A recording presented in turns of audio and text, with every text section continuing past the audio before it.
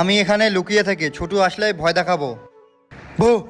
ওরে বাবা, দাদা তুমি এখানে থাকো, আমি আরেকবার আসবো, আবার তুমি ভয় দেখাবা। ওকে ঠিক আছে। এবার দাদার মজা দেখাবো। বউ। ইয়াটিস। আ এখন পাশে কেউ নাই, আমি মজা করে কুরকুরি খাই। এই ছোটু, কুরকুরি আমাকে দে। না, দেব না। দে আমাকে। বদমাশ ছোটু, নাটক করে।